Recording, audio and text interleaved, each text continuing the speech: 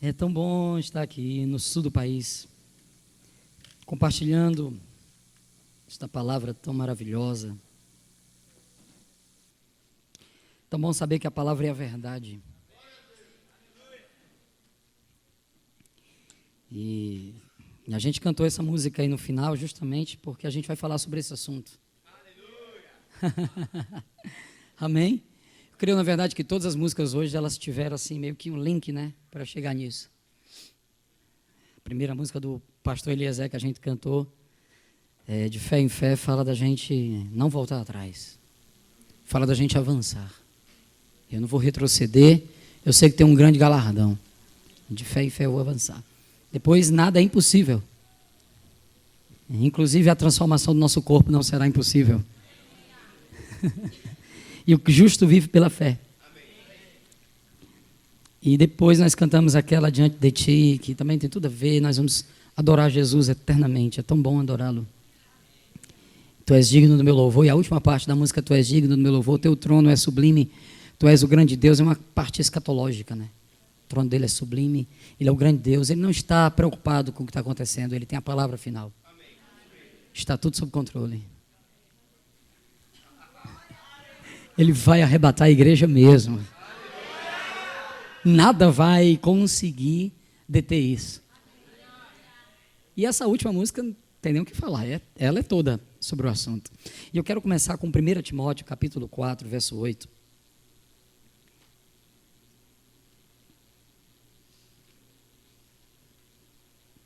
Nós não vamos assim ter um ensino, um estudo, não. Nós vamos, na verdade,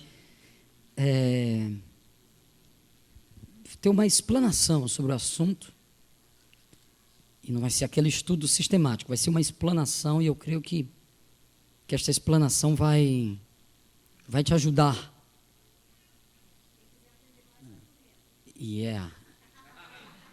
Quem quiser aprender mais, Rema Bible Training Center, ou Centro de Treinamento Bíblico Rema, Caxias do Sul. Você está convidado. Gente, eu estudei no Rema muitos anos atrás e é muito bom. Eu sou da turma de Fortaleza, né, da primeira turma de Fortaleza. E eu vou dizer uma coisa para vocês. Meu Deus do céu. Como a gente aprende a ler a Bíblia. Sabe, a pessoa não entende nada da Bíblia. Faça o Rema. Eu vou dizer assim, pior das hipóteses, você vai aprender a ler a Bíblia na pior. Tu imagina a melhor, entendeu? Só que Deus não tem pior, Deus só tem melhor. Não existe pior com Deus. Aleluia. Verso 8. Todo mundo abriu? O exercício físico, ele é importante, mas é para pouca coisa. Para pouco é proveitoso. É proveitoso apenas para esse corpo aqui. Amém? Para regular algumas taxas. Ele é proveitoso, mas não é proveitoso da forma como é a piedade. O que é piedade? A piedade para tudo é proveitosa, diz o versículo. Tendo a promessa da vida que agora é e a promessa da que há de vir. Meu Deus do céu. E o que é piedade? Andar com Deus. Piedade é o contrário de impiedade. Impiedade é pecado, é andar fora da vontade de Deus. E piedade é andar com Deus. É relacionamento com Deus. Deus não te chamou para uma religião. Deus te chamou para um relacionamento. Onde Ele é teu pai e você é filho dele. Onde você se parece com Ele por dentro e vai se parecer por fora.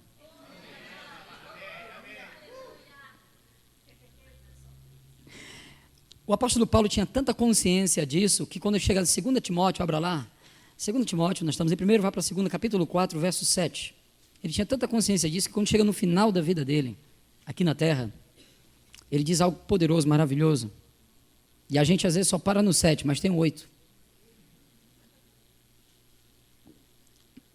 O 7 diz: combati o bom combate.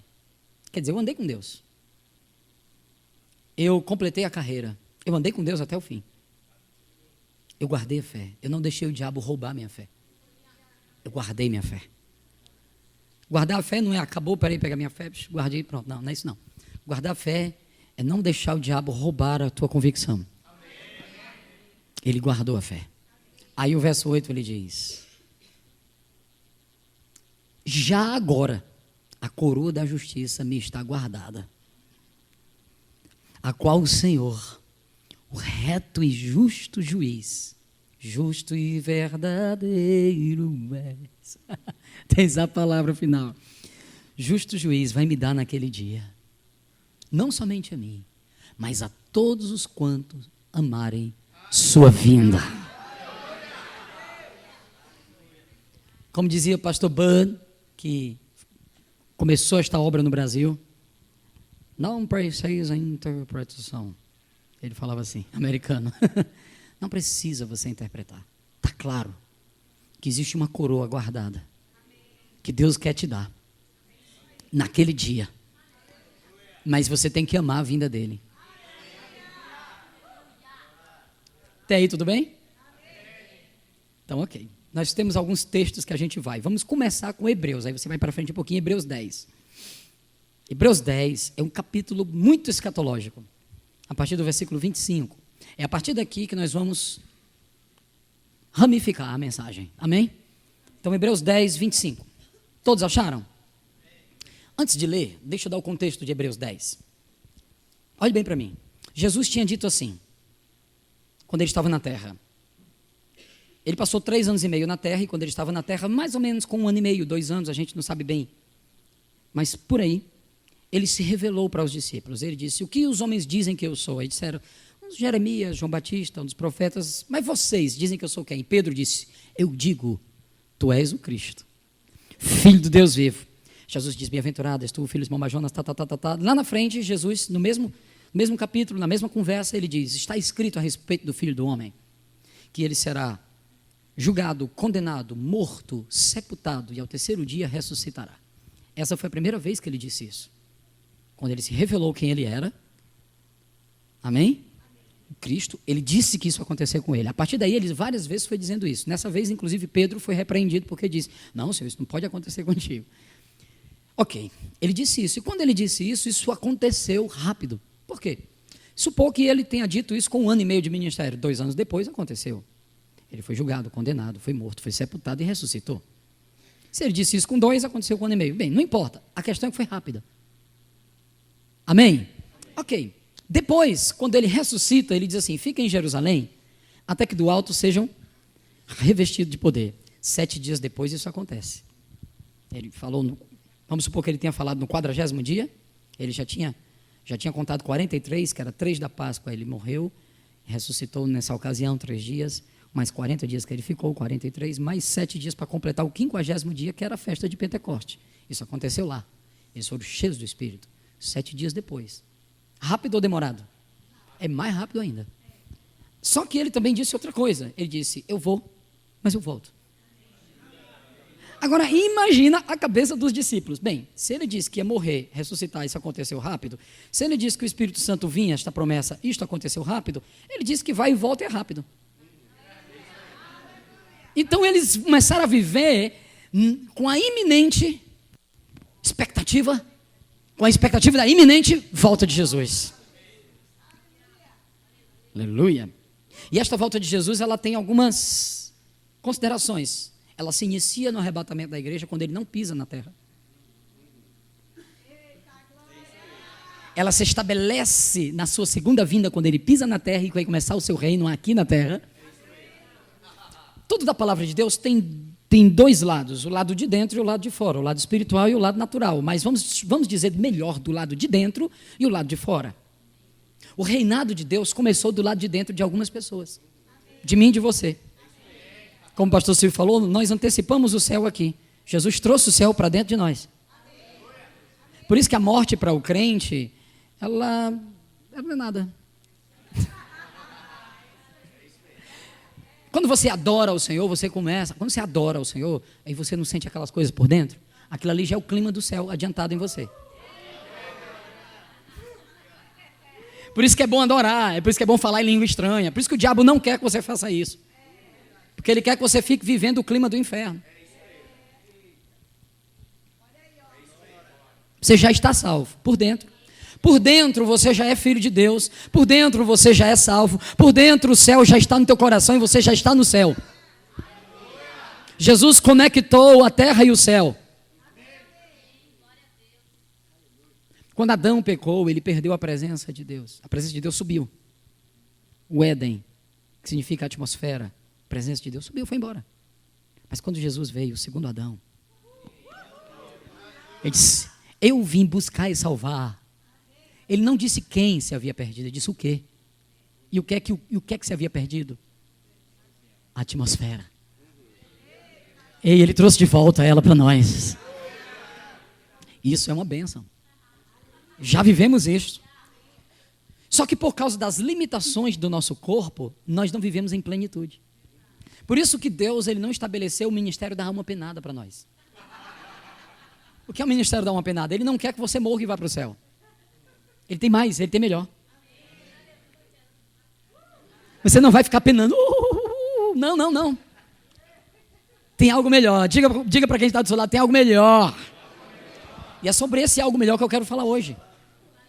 A gente vai sair daqui entendendo, empolgado e querendo passar para os outros esse algo melhor. Chamando mais gente para vir para cá, entendeu? Ouvir essa verdade. Isso é o ministério da reconciliação. Então, em Hebreus capítulo 10, o que acontece? Esse pessoal estava tão empolgado com essas coisas, que eles até vendiam suas propriedades, davam aos pés dos apóstolos. Rapaz, por que eu quero isso? Se pode matar a gente, não tem problema, a gente vai já ressuscitar. Só que o tempo passou e Jesus acabou não voltando do jeito que eles achavam que ia voltar naquele tempo. Tanto que Pedro vai precisar explicar isso no capítulo 3, quase 60 anos depois, não, quase 40 e poucos anos depois, quando ele diz assim, ó, deixa eu dizer para vocês, tem gente que está dizendo que ele não vem não, né? Mas ó, um dia para o Senhor é como 1000 anos e 1000 anos como um dia. Ele só não veio cumprir esta promessa ainda, porque, deixa eu me explicar algo antes de dizer isso. Segura de Pedro, tá? Você está segurando aí? Segura no cantinho aqui. Há 3 promessas na Bíblia para nós. Quando a Bíblia fala de promessas, há 3 coisas importantes que a gente tem que levar em consideração. As 2 primeiras já se cumpriram. Qual é a primeira? Jesus disse assim, quando eu for, o outro virá. E ele vai morar dentro de vocês. Cumprida. Quem recebe Jesus tem essa promessa aí garantida. A promessa do Espírito Santo vindo morar dentro de você. A segunda promessa é o revestimento de poder. E aconteceu. Se você crê, você recebe, você sai daqui para ser testemunha. Existe a terceira promessa, que é o arrebatamento da igreja com a certeza da ressurreição. Uhul! Só falta essa, mas está chegando. Você imagina como Deus não está. Aleluia. Então o que acontece? Você segurou, então vamos de Pedro. Aí Pedro diz, Deus não tem tardia a sua promessa. 2 Pedro capítulo 3, verso 9, ele diz. Ele não tem por tardia a sua promessa. Mas na verdade, ele ainda não veio por causa da longanimidade. Porque ele não quer que ninguém se perca. Então o que segura o arrebatamento da igreja, não é nem você não pregar o evangelho não. Você pregando ou não, ele vem. Ele vem. O que segura é a longanimidade. Mas quando ele disser basta, acabou. Ele vai vir com juízo sobre a terra, mas antes dele vir com juízo, ele tira a gente daqui.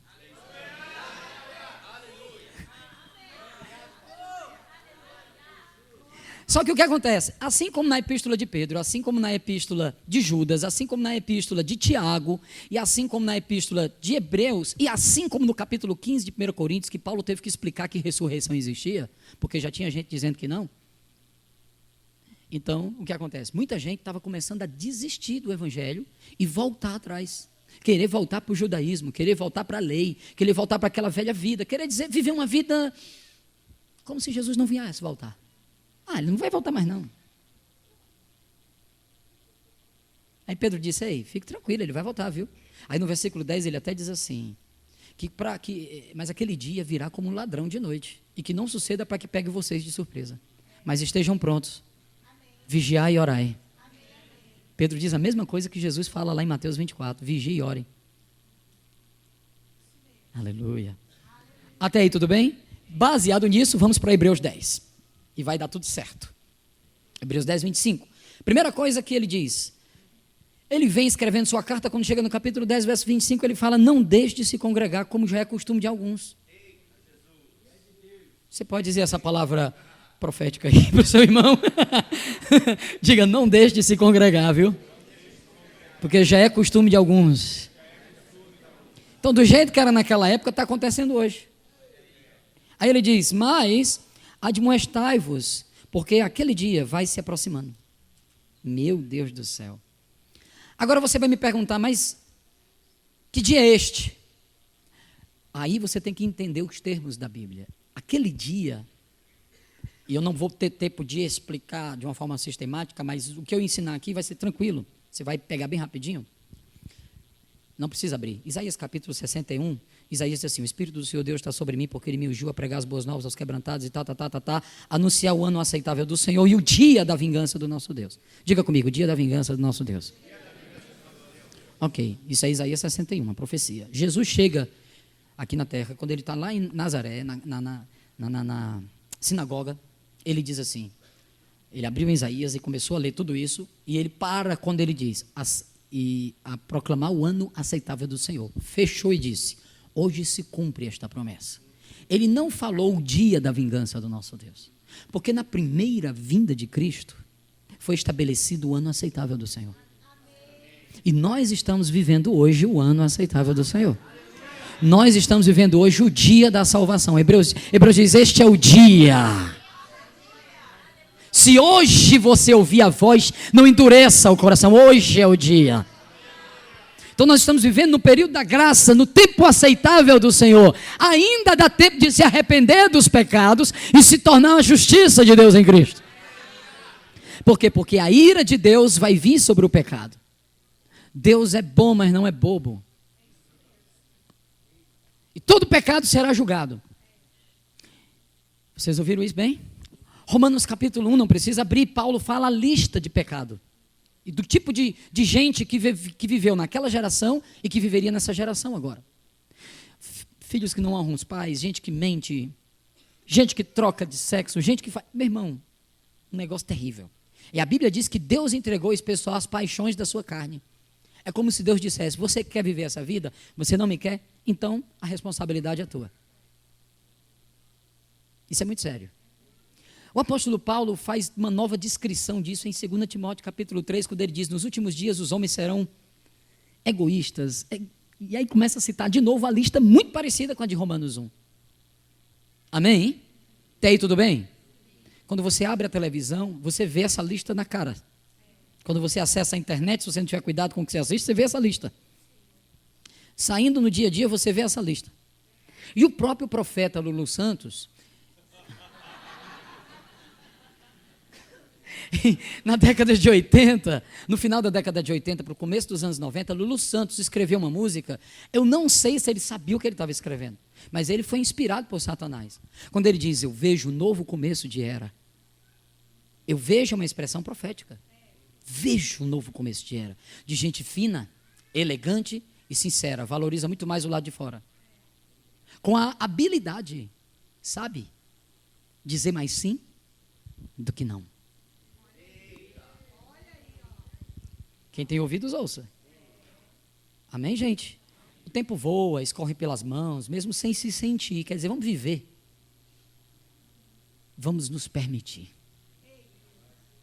Então, essas três descrições, as duas de Paulo e a de Lulu Santos, são muito claras para nós hoje, não são? Aleluia, irmãos. É verdade. Mas é verdade, a gente está vendo esse tipo... Paulo diz, e tem uma quarta descrição de Paulo em Timóteo 4, que ele diz assim, que nos últimos dias os homens não vão querer nem ouvir o ensino. Eles vão criar doutrinas, vão seguir mestres que são egocêntricos, que vão criar doutrina para servir o seu próprio ventre. Vão ter coceira no ouvido, quer dizer, eu não quero ouvir isso. E tem pessoas que saem da igreja porque elas não querem ouvir a verdade. Elas não querem mudar o jeito delas, elas não querem ficar com o jeito de Deus. Glória a Deus. Vou te dar uma notícia. Segundo o Espírito, você não é gaúcho. Nem eu sou cearense. Eu já arrumei o meu termo, eu sou cearense. Agora você escolhe aí um para você, mas fica ligado no céu, entendeu? Ceúcho. Você é Ceúcho. Celeste Aúcho. Aleluia. Então nós temos que ficar parecidos com o jeito de Deus. Ok. Veja só. Jesus, quando ele fala sobre os últimos dias, ele cita dois exemplos. Ele cita os dias de Noé e ele cita os dias de Ló. Pedro, quando fala dos últimos dias, ele cita três exemplos. Ele cita os anjos que não guardaram o seu principado, os dias de Noé e os dias de Ló. Quando Paulo fala, também Paulo cita exemplo. Todos os exemplos convergem numa geração que estava pecando, Deus falando, a geração não se ajeita, e de repente, sem que esperasse, veio o juízo. Aleluia. E esse juízo é chamado de, aqui em Hebreus, de aquele dia. Jesus chama de o dia do Senhor. Os profetas do Antigo Testamento chamam o dia do Senhor. Isaías chama o dia da vingança do nosso Deus. Temos aí dois trens desgovernados. O primeiro trem é o pecado, que cada dia cresce cada vez mais, piora. Eu sei que muitas pessoas falam de um avivamento, e eu creio no avivamento, mas não é o avivamento que a televisão vai mostrar. É um avivamento que você vai avivar quem está do teu lado. Porque o que a televisão vai mostrar é só desgraça. Aleluia. Voltando para cá. Decoraram isso, irmãos? Entenderam isso? Quando a Bíblia fala o dia do Senhor, o dia da vingança do nosso Deus, o dia da ira do Senhor, é a mesma coisa. De quê, pastor? A mesma coisa de quê? O dia do juízo. E o que é esse juízo? Pecado e a ira de Deus. Eles vão, são dois trens descontrolados em direções opostas. Vai ter uma hora que eles vão bater. E vai gerar 7 anos de tribulação na terra. Onde, só para começar, o primeiro selo, o primeiro que o cordeiro abriu, sabe qual é? O cavaleiro no cavalo branco, com um arco, que saiu vencendo para vencer. E não diga glória não, porque esse é o anticristo. Então a primeira coisa que vai acontecer, o anticristo vai ser liberado. E Jesus disse, assim como nos dias de Noé, o povo comia, bebia, casava, separava, noivava, fazia festa. O povo vivia. De repente, diga comigo, de repente, iminentemente, veio o dilúvio. E quem não estava na arca, tchau. Também é citado o exemplo de Ló. Pedro cita o exemplo de Ló, dizendo que todos os dias aquele justo Ló afligia sua alma porque estava no meio de um povo pecador. Mas Deus sabe se apiedar. Por quê? Porque antes de vir o juízo sobre Sodoma e Gomorra, Deus disse, vem para cá, Ló. Deus não destrói o ímpio e o justo. Seguraram essa? Aleluia. Aí Pedro diz, da mesma forma, Deus vai fazer com a gente. Deus vai tirar você daqui. Eu não preciso de Jesus, então, meu irmão, se garanta. Deixa os teus peitos assim, bem abertos, e se garanta, porque o tapa é seguro. Deus não é amor, não? Amor demais, Ele está esperando você. Apocalipse diz assim, dei tempo para se arrepender. Deus está dando um tempo para você hoje que não nasceu de novo se arrepender do seu pecado. Para você reconhecer Jesus como Senhor da tua vida. Você sabe por que Jesus morreu na cruz? Para você não precisar morrer. A ira de Deus veio toda sobre Jesus ali, o pecado, para que ela não viesse sobre você. Paulo diz que nós fomos salvos da ira. E o aconselhamento aqui, o conselho de Hebreus é, não deixe de se congregar, porque o dia se aproxima. É muito ruim ficar desviado hoje, viu? É perigoso. Por favor, faça uma cara de profeta para quem está do seu lado, diga, é perigoso ficar desviado, viu? Tem gente inventando de se desviar logo hoje. Vai com essa, vai que é tua, Tafarel. Não é bom. Pô, Deus meu, não, isso não é ódio de Deus, não é raiva de Deus, isso é justiça. O que é a justiça de Deus hoje? Cristo. Então, se você está em Cristo, você é justo. Você foi feito justiça. Por quê? Porque Deus já colocou a condenação toda lá em Cristo na cruz. Então, Ele já padeceu por nós. Então, você não precisa mais. Só que se você diz, não, eu não quero Cristo, eu não creio, eu não acredito no que Ele fez, eu fico aqui com meus pensamentos meus aqui, então Deus vai ter. Então, você vai ter que se garantir. Só que você não se garante, porque você é pecador. E o juízo vem sobre o pecado. E se você está em pecado, Ele te pega, entendeu? Vou dizer de novo. O juízo, ele vem sobre o pecado. E se a pessoa está em pecado, pega ela. Vou dar um exemplo. Vamos supor que um míssil vai ser lançado no alvo X. Um prédio. Estou dando um exemplo, um prédio. Você tem que sair daquele prédio. Porque se você estiver no prédio, o míssil não vai ser lançado em você. Vai ser lançado no prédio, mas se tu está no prédio, ele te pega. O pecado é este prédio. Você tem que sair do pecado e você tem que ir para o teu lugar de segurança, que é Cristo. Se alguém está em Cristo, justo é. Escapou! Escapou! A minha alma escapou como um pássaro do laço do passarinheiro. O laço quebrou, eu escapei, eu estou com Deus agora. E para nós tem coisa boa. Amém? Primeira parte resolvida, vamos continuar. Verso 26. Porque se vivemos deliberadamente em pecado, isso aqui está falando justamente sobre esse juízo que vai vir, dos 7 anos de tribulação. Ele diz, se vivemos deliberadamente em pecado, depois de termos recebido o pleno conhecimento da verdade, gente, Jesus não vai morrer de novo por você não, é isso que ele está dizendo. Ele vai dizer assim, pelo contrário, existe uma expectativa de juízo e fogo. Qual é a expectativa de juízo e fogo? Vai ter os 7 anos de tribulação. É isso que ele está falando. Amém? De juízo e fogo, vingador, presta a consumir os adversários. Veja que não está falando de você. Aí ele vai dizer, sem misericórdia na antiga aliança, só pelo depoimento de 2 ou 3 testemunhas, quem tiver rejeitado a lei de Moisés, morria. De quanto maior severo o castigo, cuidais vós ser merecedor aquele que calcou os pés do Filho de Deus, profanou o sangue da aliança, ultrajou o Espírito da graça. Sabe o que é isso? Rejeitou Jesus. Vai padecer. Só que Deus não quer que você passe por isso. Por isso Deus está falando isso aqui com você hoje, amém? Aleluia. O que é crente não se desvie. E o que não é, vem para cá. Vem para a arca. Entra na arca. Saia de Sodoma e Gomorra. Aí a Bíblia diz, ora, nós conhecemos aquele que disse, a mim pertence a vingança, eu retribuirei, diz o Senhor julgará o seu povo. Horrenda coisa cair nas mãos de Deus vivo. Não vai ser um tempo fácil, é isso que Hebreus diz. Não volte ali. Aí ele vai falar, agora vem coisa boa. Lembrem-se daqueles dias anteriores que depois que vocês forem iluminados, vocês sustentaram grande luta e sofrimento, o começo da igreja. Aí ele diz, vocês foram expostos em espetáculo, vergonha de tribulação, vocês se tornaram participantes com aqueles que foram tratados desse jeito.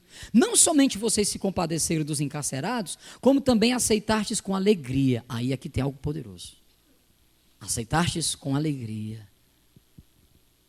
Com alegria. Irmãos, eu fiz uma pesquisa, todas as vezes que a palavra alegria aparece no Novo Testamento, está relacionado com tribulação.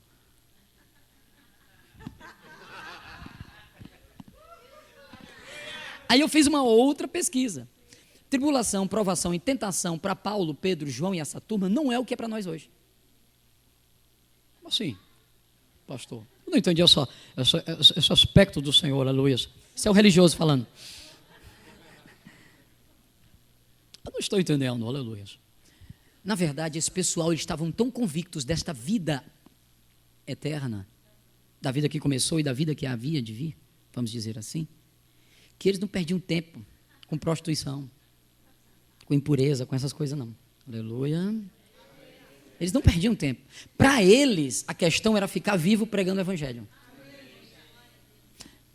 Onde é que você encontra isso? Na Bíblia. Tiago diz assim, tende motivo de grande alegria quando vocês passarem pelas tribulações. Por quê? Porque o povo estava sendo perseguido. Então, quando você estiver sendo perseguido, atribulado, tentado a voltar atrás, se alegre. Alegria anda junto do crente, entendeu? Vamos lá, vamos de novo. Vamos para outra. Paulo diz assim, em tudo somos atribulados, mas nós nunca somos angustiados. Tribulação e alegria. Paulo diz, eu já aprendi a me alegrar tendo ou não tendo. E ele estava preso. Aleluia. Ok. Mas tudo isso teve uma ordem inicial. De quem? De Jesus. Jesus disse assim, ó, em Mateus capítulo 5, verso 12. Isso aqui vai ser bom demais para você, porque está prestando atenção. Mateus 5,12, Jesus disse assim, ó. Regozijai-vos e exultai quando você for perseguido, porque grande é o galardão que você tem. Você gostou, não foi? Você vai gostar mais agora. Eu fui pesquisar o que é regozijar, porque um aluno do Rema, na época que eu estava dando aula em Curitiba, perguntou por que a gente ria tanto. Aí, por causa dessa bênção, eu fui pesquisar. E eu encontrei no grego que alegria é dar risada.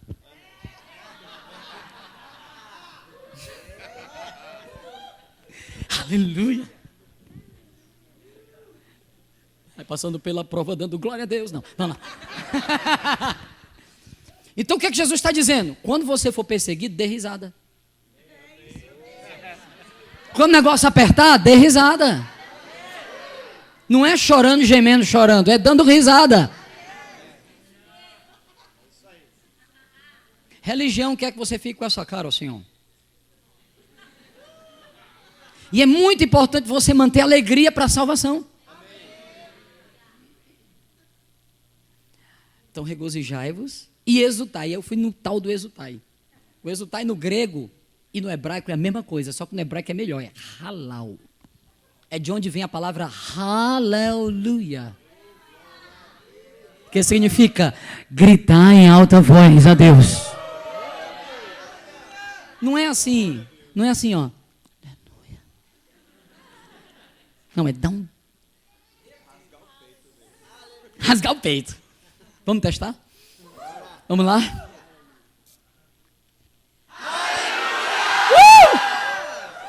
Meu irmão, não tem encosto que fique perto de você.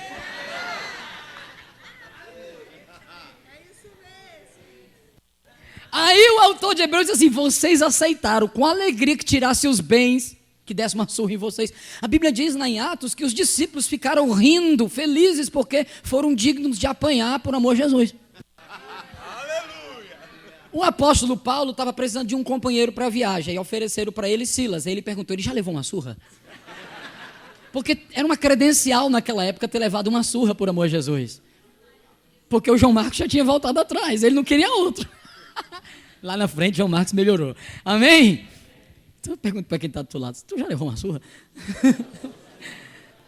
Meu irmão, mas tem gente... O apóstolo Paulo diz assim, ó, em tudo a gente é atribulado, a gente escapa de morrer em todo tempo. Mas a gente não perde a alegria. Quando você perde a alegria, meu irmão, acabou a vida. Quando você perde a alegria, você não quer mais louvar. Você perdeu a confiança. Mas a alegria do Senhor é a nossa força. Em Isaías 61:10 diz assim, regozijar-me. Sabe o que é regozijar? É se alegrar de novo. Quer dizer, eu me alegro de novo, me alegro de novo, me alegro de novo, me alegro de novo. Regozijar-me-ei sempre no Senhor. A minha alma se alegra no meu Deus, aleluia. Por quê? Porque Ele me vestiu com a salvação e Ele colocou um manto de justiça. Seja cheio, cheio, cheio, cheio. Aleluia. Então você tem que esperar o arrebatamento nessa alegria. Estamos já terminando, vai ser bom demais o final. Então... Ele diz, vocês aceitaram com alegria. Então vamos lá, brado de vitória e alegria andam juntos e andam juntos de tribulação.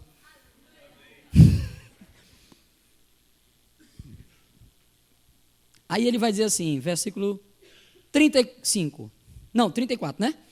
Não somente vos compadeceste dos encarcerados, como também aceitaste com alegria o espólio dos vossos bens, tendo ciência, tendo conhecimento, sabendo que vocês possuem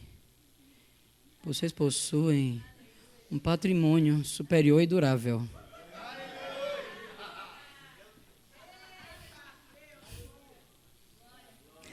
Com efeito, vocês precisam, sabe de quê? De confiança. Ela tem grande galardão. Olha o que Deus tem para nós. Primeiro, Deus não quer que a gente participe daquele dia. Ele vai tirar a gente antes daquilo. Olha o que Ele fez. Segundo lugar, existe grande galardão. Terceiro lugar, vocês necessitam de perseverança, para que, havendo feito a vontade de Deus, alcanceis a promessa. Ressurreição dos mortos. Por quê? Porque breve, aquele que há de vir, virá. Mas o meu justo, ei, você é de Deus. O meu justo, aquele que eu fiz escapar da ira, vive é pela fé. E fé não é emoção, fé é convicção. Se ele retroceder, minha alma não tem prazer nele. Só que nós não somos, diga que está do seu lado, não somos os que voltam. Somos os que avançam.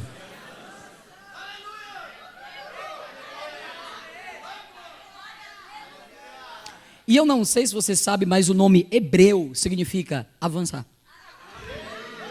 Esta carta é: não volte, avance. Não volte, avance. Esquecendo do que ficou para trás, avanço para o que está diante de mim.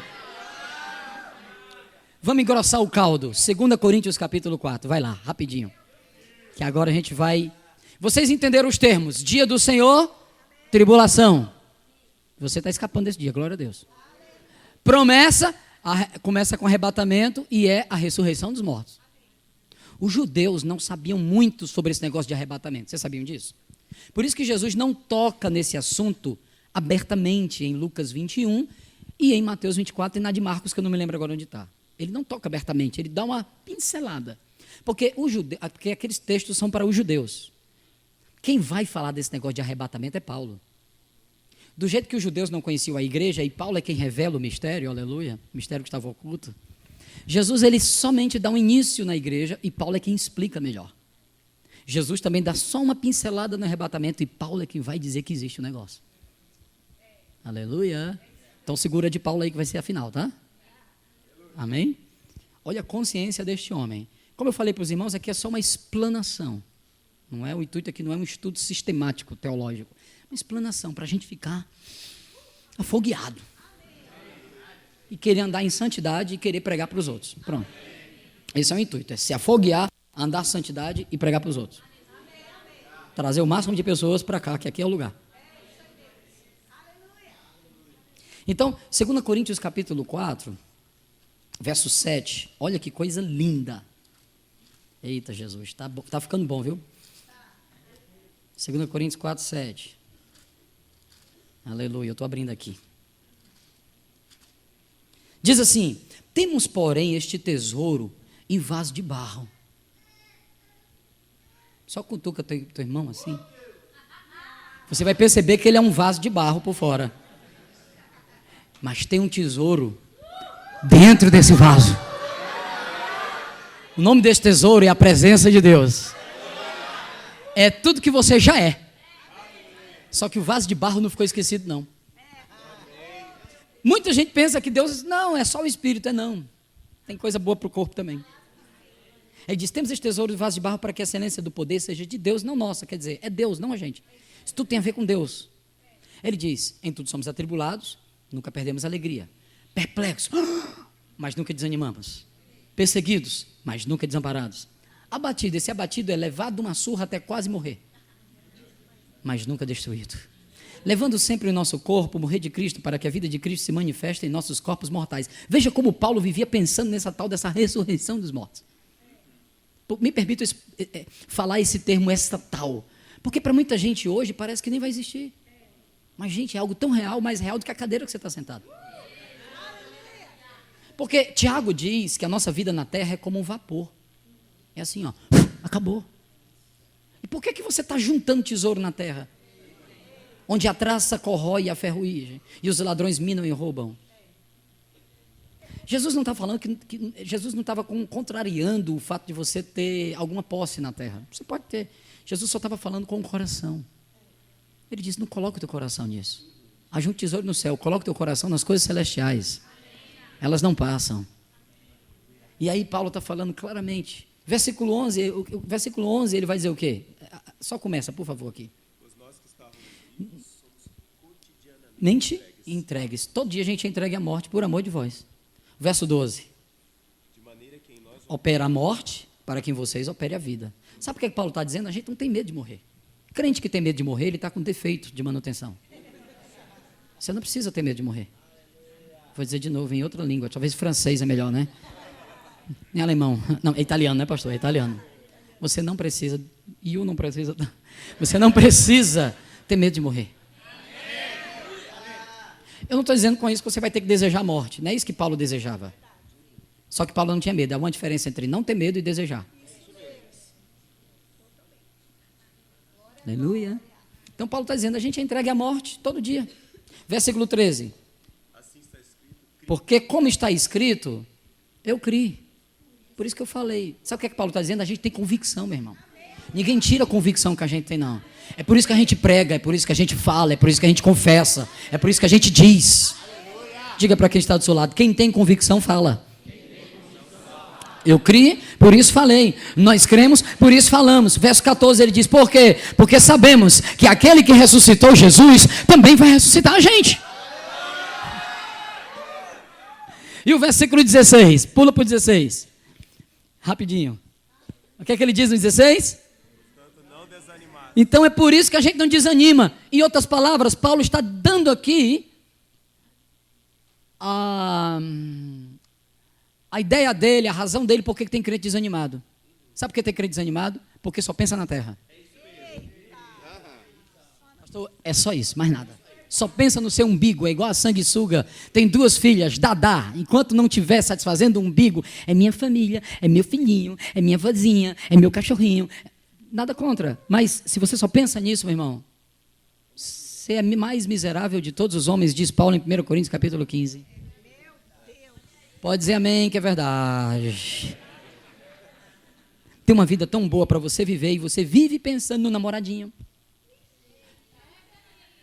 O casal que reclama é minha mulher, meu irmão. Vai orar, vai ler a Bíblia, vai se encher do Espírito. Que a mulher muda. Quem ouviu falar de Todd White aqui? Evangelista. Você já viu o testemunho dele com a mulher dele? Que a mulher dele nem acreditava nele, porque ele era um drogado, viciado. Aceitou Jesus, ela disse, eu não acredito nisso não. E ele, em momento nenhum, ficou brigando com ela. Mas um dia, o próprio Deus fez questão de manifestar uma cura na frente dela.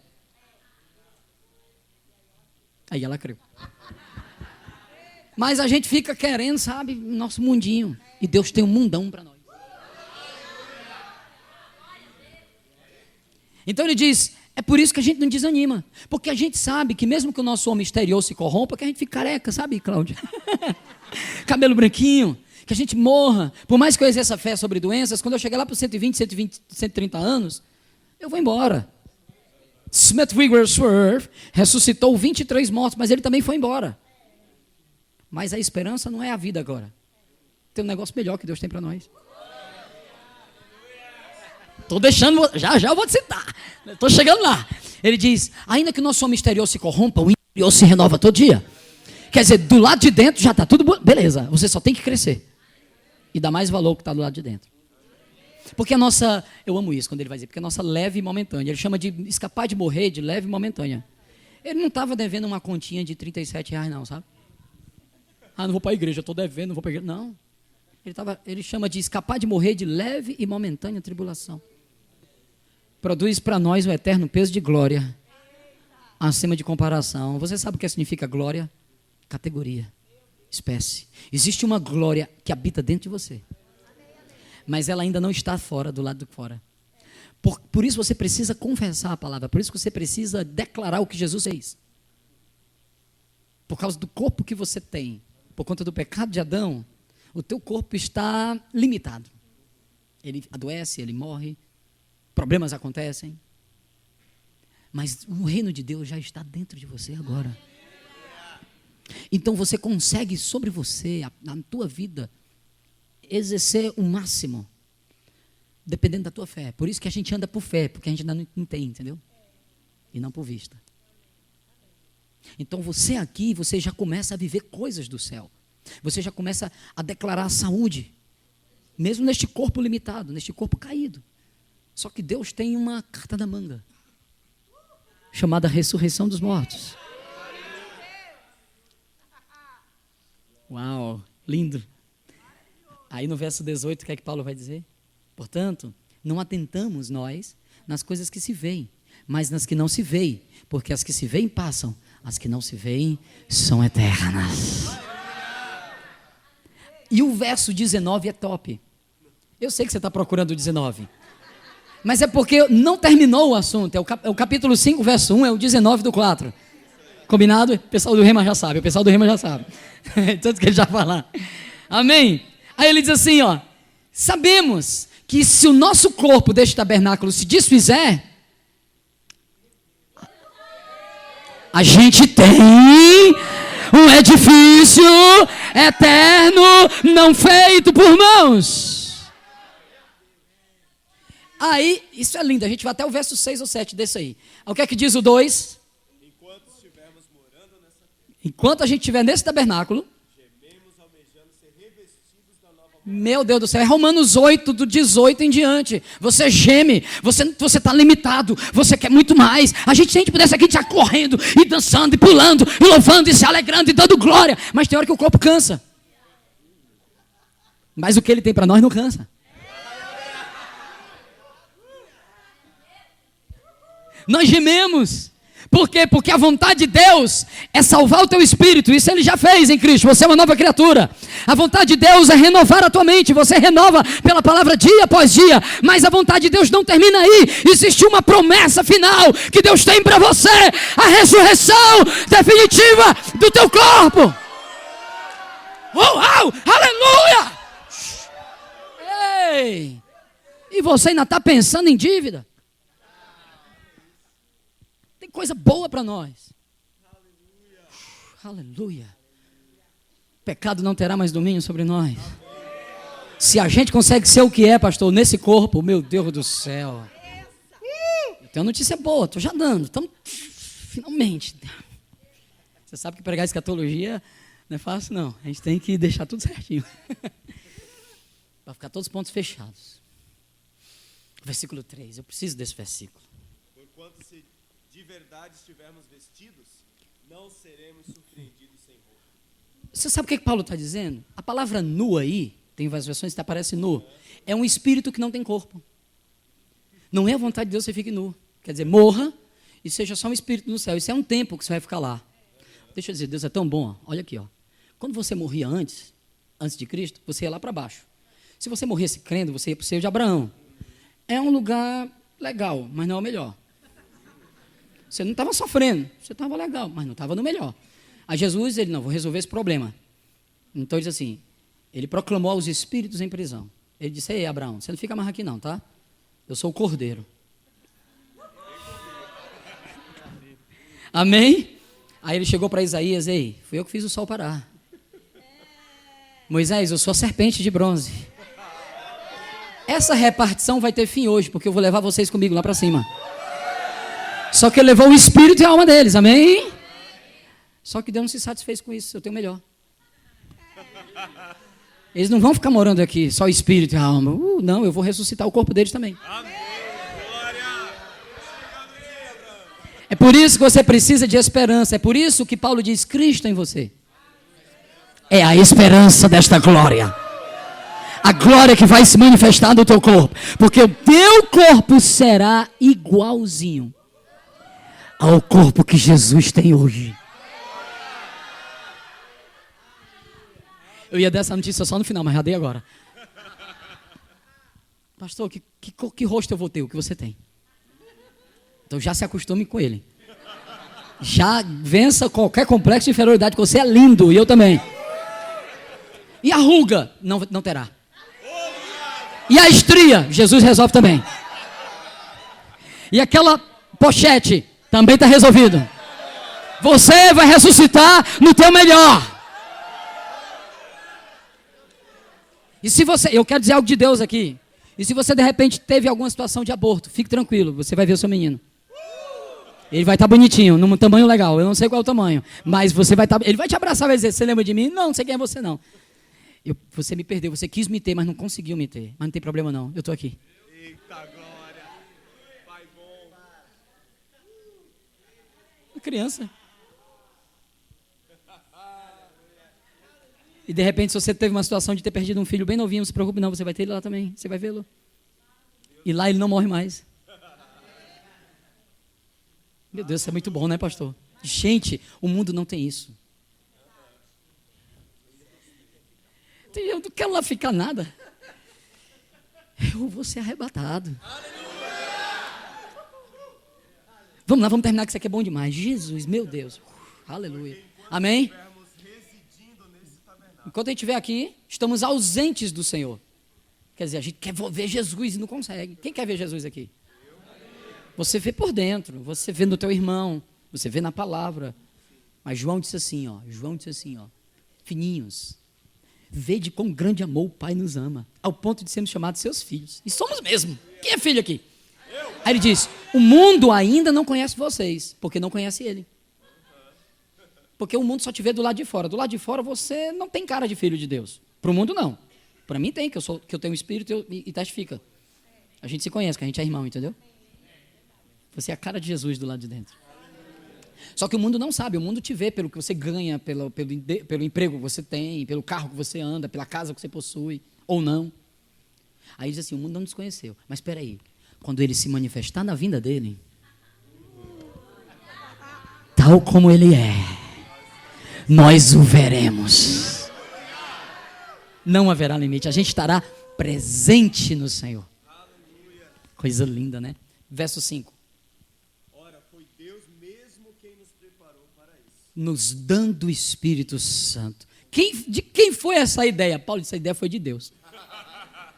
E Paulo concorda com isso em Efésios 1, quando ele diz assim, é nele que vós estáis, depois que vocês ouviram o Evangelho da salvação, tendo nele crido, fostes selados com o Espírito da promessa, o qual é a segurança da vossa herança para a propriedade, para resgate da propriedade da redenção. Aleluia! Uau! Então não tem perigo de você ficar. Você não será deixado. Você não será deixado.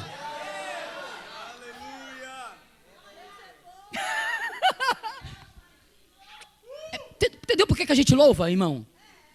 Se você não louvar tendo esses motivos, você está com um problema muito grave. E a gente pode resolver isso hoje, você nascendo de novo. Ele é digno do nosso louvor, entendeu? Verso 6.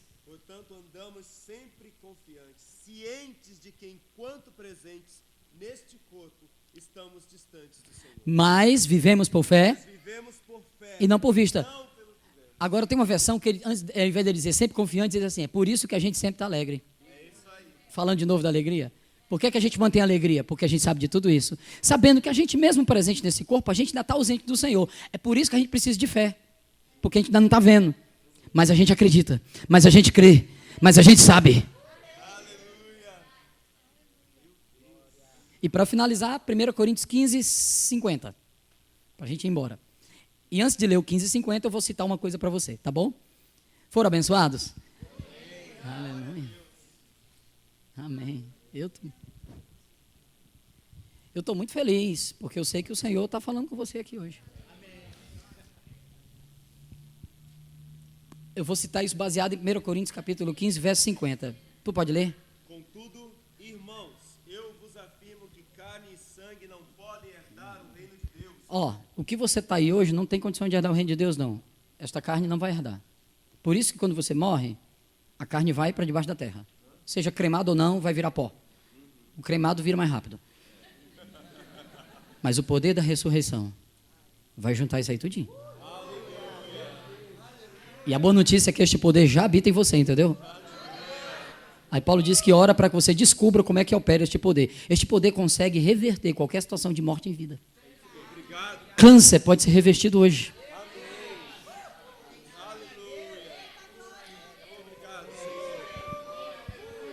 E o nome de Jesus é a credencial, é a chave para que isto seja revestido. Você fala o nome de Jesus, quando você fala Jesus, o poder da ressurreição, que é o Espírito, opa, o que é que eu tenho que fazer? Mandar o câncer embora. E entra o processo de vida. Aí o que é que ele diz no 51? Eis que eu vos declaro um mistério. Pronto.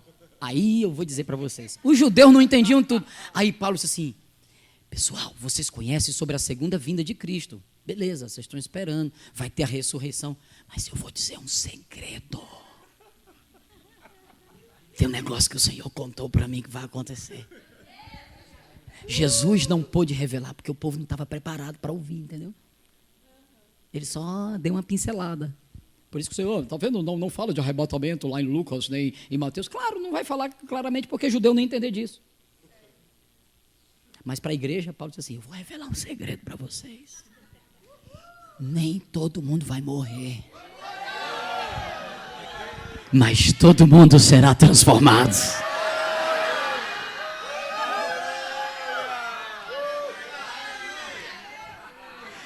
Num momento, num instante, de repente, assim ó, já foi. Ó, num abrir e fechar de olhos. Ao soar a última trombeta, eu sei que tem gente que diz, vai ter que uma trombeta, vai soar, tá vendo? Não, essa trombeta é uma linguagem figurada, meu irmão. Porque é iminente. Ao soar a última trombeta, os mortos vão ressuscitar. Minha avó, que foi para a glória com 89 anos, vai ressuscitar. E eu vou ver de novo. E nós, os que ficarmos vivos, seremos arrebatados. E a primeira coisa que vai acontecer boa com a gente, o nosso corpo será transformado. A segunda coisa boa que vai acontecer com a gente, lembrando Hebreus que a gente leu, a gente vai receber galardão. A terceira coisa boa, a gente vai participar de uma festa de 7 anos. Tem um casamento que vai acontecer. E eu sou a noiva. E tem a quarta. Sabe qual é a quarta? Israel agora está sendo jogada de lado por Deus de propósito. Porque Oséias diz, amém? O judeu que não nasceu de novo, ele não faz parte da igreja. Então ele é apenas Israel, apenas judeu. E a Bíblia diz em Oséias que, porque vocês me rejeitaram, eu vou embora. Oséias 5. Mas eu vou deixar vocês só. E vocês vão ter que reconhecer o erro de vocês. E quando reconheceres, vocês vão dizer, vinde e voltemos para o Senhor. Porque Ele nos deixou, mas Ele tornará. Ele fez a ferida, mas Ele vai ligar. Conheçamos e prossigamos em conhecer o Senhor. E sabe quando é que vai acontecer isso? Jesus disse lá em Jerusalém, Jerusalém, Jerusalém, tu que matas os profetas. Quantas vezes eu quis te acolher, como uma galinha acolhe os seus pitinhos, mas vocês me rejeitaram. Vai vir aflições, desolações, e vocês não me verão mais, até que vocês digam, Baruch Haba, Bishem Adonai, bendito é o que vem em nome do Senhor. E aí Israel será enganada pelo anticristo por 3 anos e meio. Depois de 3 anos e meio, o anticristo vai se revelar quem é. Israel será perseguida. Algumas nações vão proteger Israel. Apocalipse 12 diz que ela é a mulher que foge para o deserto. E o dragão não vai conseguir pegar ela, porque o Senhor vai protegê-la. E quando chegar no final, que ela se sentir encurralada, eles vão dizer, meu Deus, Ele sempre foi o Messias, Ele sempre esteve conosco e nós o rejeitamos, nos perdoe. Vai acontecer, segundo Crônicas 7,14, se o meu povo, que se chama pelo meu nome, se humilhar e orar, e me buscar, se converter dos seus maus caminhos, eu vou ouvir lá do céu, eu vou perdoar o seu pecado, e eu vou lá e vou sarar a sua terra. E quando eles estiverem encurralados na batalha do Armagedon, Jesus, eu e você, a gente já está com o corpo glorificado, com galardão na mão, tendo comido a festa, aleluia, já se encontrado com um monte de gente fera, Moisés já ressuscitou, todo mundo já está tudo bem. Jesus vai dizer, vamos lá embaixo, porque o meu povo, que se chama pelo meu nome, está dizendo, Baruch Haba, Bishem Adonai, bendito é o que vem, em nome do Senhor, e a glória de Israel será maior.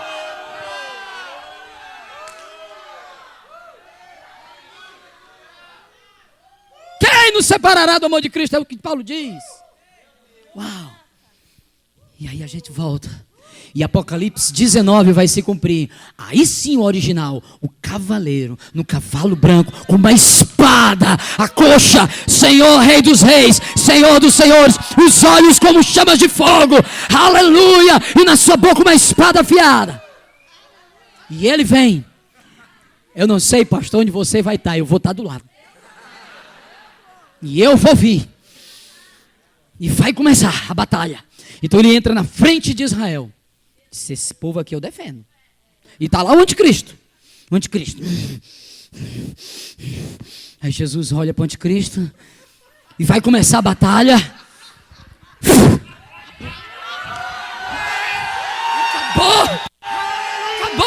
Acabou! Você pode vibrar! Você pode ser cheio!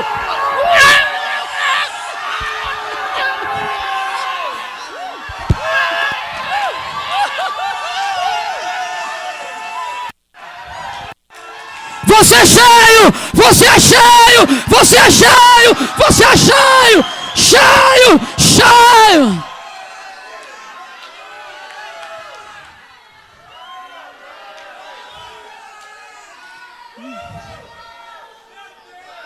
Você nunca mais vai morrer. E você ainda vai reinar aqui 1000 anos. O evangelho do reino será pregado a todos. Satanás vai ser solto. E vai cair fogo do céu e vai mandar ele para o lago de fogo. E no final,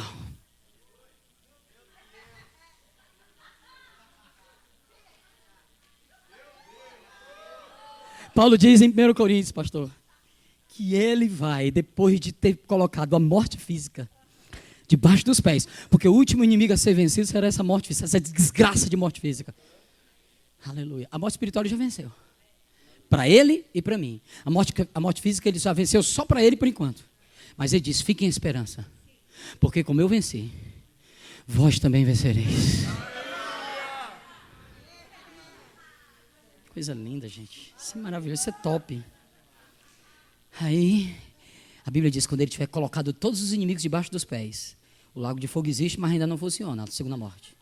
O anticristo vai inaugurar, depois vai Satanás, depois vai a morte física, depois vão os ímpios.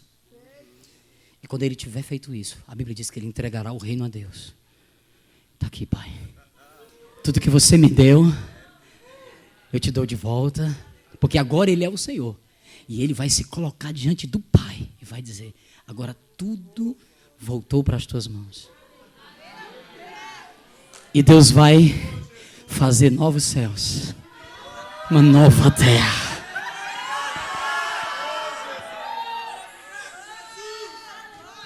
Porque Ele vive, posso crer no amanhã. Porque Ele vive, não existe mais temor. Porque eu sei que a minha vida está nas mãos dEle. Teclado, vai lá gente da música, pelo amor de Jesus. Né? Eu não sei se você sabe tocar, mas si menor, vai, tu és a minha luz, qualquer coisa. Segura, tu és a minha luz. Mas se você soubesse por que Ele vive, você sabe por que Ele vive, Sol maior? Se souber, é maravilhoso. Mas enquanto vocês tocam, eu quero perguntar algo aqui. Há alguém nessa noite que ainda não tem certeza da sua salvação e quer hoje ter esta certeza? Levante a mão. Levante a mão. Eu quero orar por você, que você precisa nascer de novo, entregar vida para Jesus, ser salvo da ira e participar deste plano que Deus chamou você para viver esta vida. Você quer entregar a vida para Jesus? Vem hoje, vem agora. Levante a mão. Levante a mão. Levante a mão, eu quero orar por você. Tem alguém que deseja entregar a vida a Jesus? Bichinho lindo. Ele pode dar. Tem 10? Se ele não entregou, ele pode entregar. Amém. Tem alguém nessa noite? Tem alguém nessa noite que, Senhor, eu pisei na bola, está todo tempo fora, todo tempo longe, e eu não quero morrer não. Tem alguém? Levante a mão. Quero orar por você.